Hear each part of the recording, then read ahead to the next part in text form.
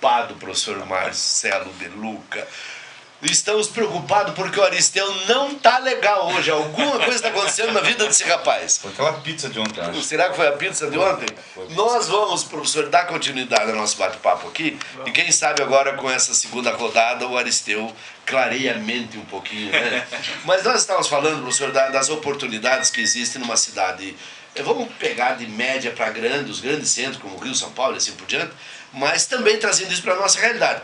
A cidade de Itaió e cidades que nos circunvizinham aqui, como Pouso Redondo, Salete, são tudo cidades aí numa média de 18 mil habitantes, 15 mil habitantes, talvez alguma com 20.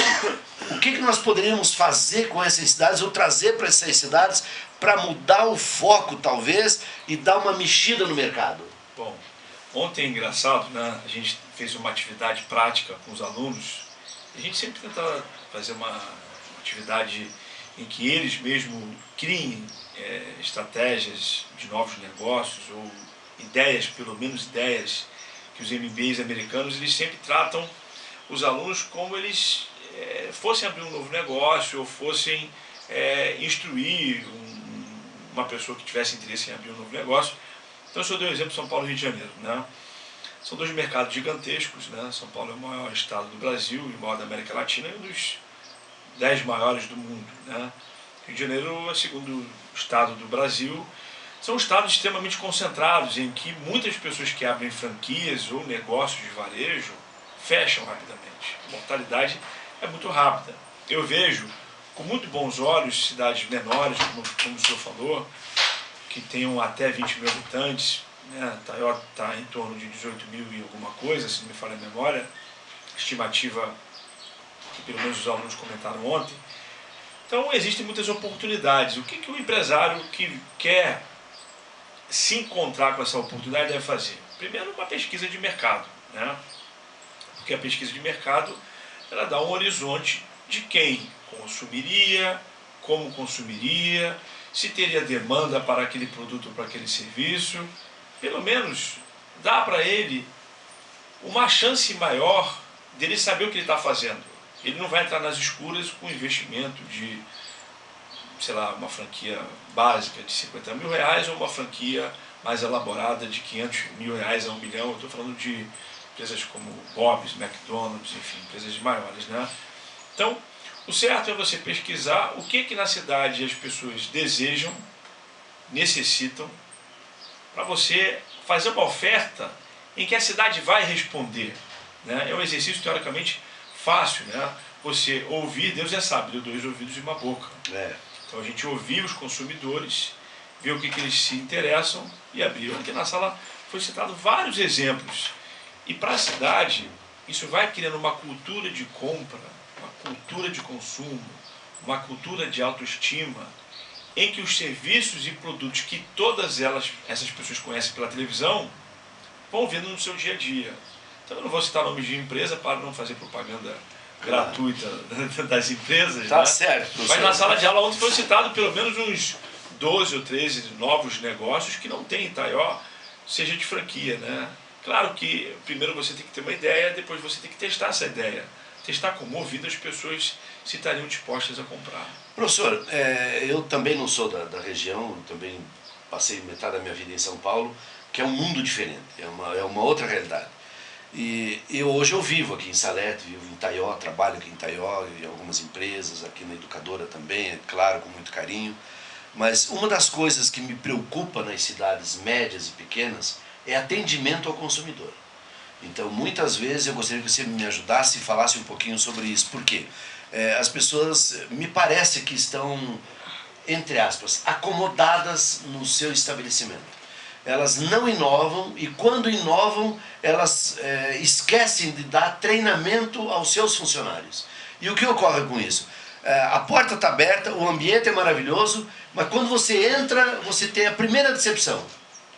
O senhor tocou num ponto, que é um dos pontos que eu mais gosto de trabalhar, seja em capacitação, ou em consultoria, ou em aula, enfim, que é o diferencial competitivo que as empresas adquirem ao ter um bom atendimento.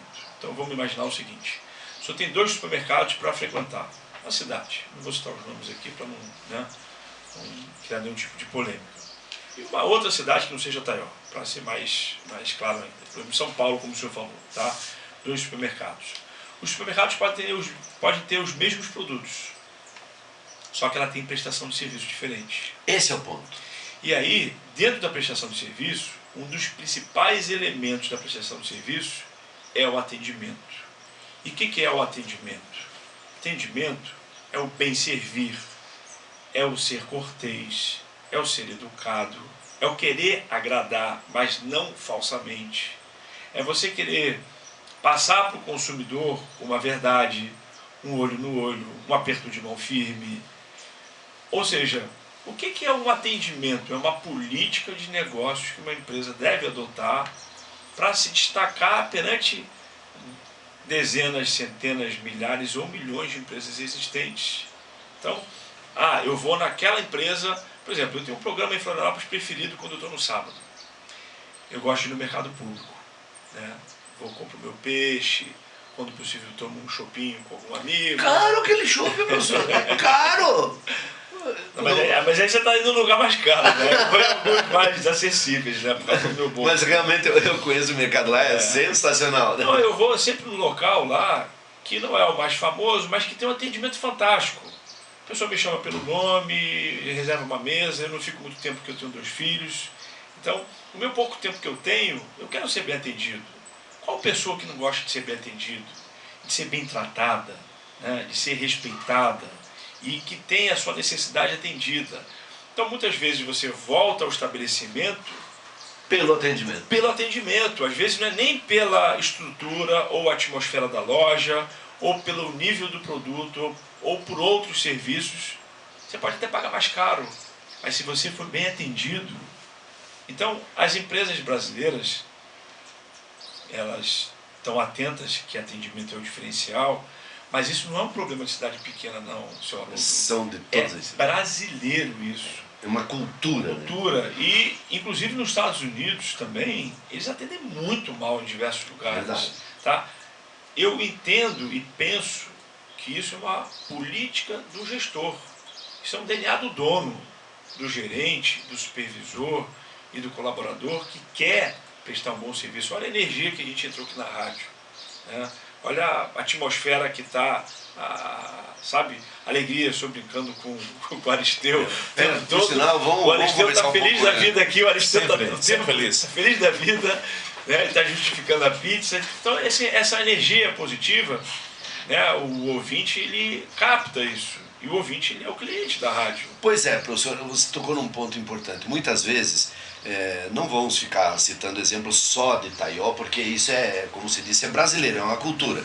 Mas o gestor, ele muitas vezes ele se preocupa em criar um ambiente extraordinário, com mesas, cadeiras, e tal, faz uma coisa, uma loja linda, vamos falar de loja, supermercado, seja qualquer ramo de atividade.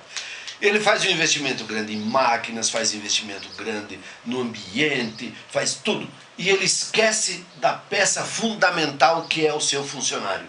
Aí porque eu trabalho nessa área de treinamentos também, muitas vezes quando a gente está conversando com alguns empresários, a primeira coisa que ele pergunta quanto você cobra para dar treinamento para meus funcionários? É a primeira pergunta. E quando eu dou o preço, isso está muito caro. Eu viro as costas e vou para casa. Porque quando ele está preocupado com preço para treinar um funcionário, que pode lhe render muitíssimo mais, pode fazer o diferencial do seu estabelecimento, ele se preocupa às vezes com migalhas literalmente. Como é que você vê essa cultura, professor? Você tocou num ponto muito importante, né? O colaborador, a gente chamou de colaborador, e não mais funcionário, esse nome colaborador é que ele colabora para a melhoria da empresa, né? Então vamos lá. O primeiro atributo determinante de um bom atendimento é você recrutar um perfil de uma pessoa que tem humildade e que goste de servir, e que goste de lidar com o público, e que goste de pessoas, né? Então, eu entendo que a capacitação ou treinamento, ou, enfim, vamos falar palestra, porque em uma palestra você não consegue extrair técnicas e conteúdos que façam modificar uma equipe, mas a capacitação é um investimento. O treinamento ele é um investimento, como o senhor estava falando, o senhor passa um preço X e o empresariado acha caro porque ele encara isso como uma despesa. E não é. E não é uma despesa, é um investimento. Eu não tenho dúvida que ambientes de trabalho, as pessoas estão doentes, né, no mundo, emocionalmente, estão dormindo pouco, estão trabalhando muito. No interior, graças a Deus, cada vez que eu viajo, é menos essa realidade. Mas eu viajo muito para capitais e vejo trânsito, violência, problemas, infelizmente. E as empresas também estão acompanhando esse ritmo, né? Então estão exigindo mais dos colaboradores, etc. Então, o que a gente precisa fazer? Inverter esse caminho, inverter esse caminho de uma forma positiva, como capacitando ele para ele poder estar preparado para novos desafios, para a crise, para ter cliente, por exemplo. Tem clientes que vão numa empresa só para reclamar. E o colaborador, ele tem que saber ouvir o cliente. Tem um ditado muito legal de um dono de um supermercado nos Estados Unidos, que é considerado um dos melhores supermercados do mundo em atendimento, que é o Steve Leonards, que é perto de Nova York, uma cidade bem próxima lá, que ele fala, tem duas regras, né? Ele botou uma pedra, a pedra do compromisso, dentro de uma das lojas, uma pedra mesmo. Está traduzindo para o português, regra número 1, o cliente sempre tem a razão. Regra número 2, se ele estiver errado, volte para a regra número 1. Ou seja, na verdade, o cliente sempre tem a razão, porque ele é a fonte de receita de uma empresa. Então, o que a gente tem que tentar imaginar? Não botar na cabeça ou convencer o empresário que ele tem que capacitar ou treinar. Ele tem que investir na equipe dele, no talento humano dele, né? Para ele poder, ele mesmo, colher melhores vendas, melhores clientes, melhor reputação de imagem, melhor ambiente de trabalho, porque as pessoas querem estar também. Eu vou dar um exemplo para o senhor aqui. A nossa mente, ela não para, né, o cérebro, né? E todos os dias nós temos instintivamente 8 vezes mais tendência a ter pensamento negativo do que positivo. Professor, achei fantástico, extraordinário.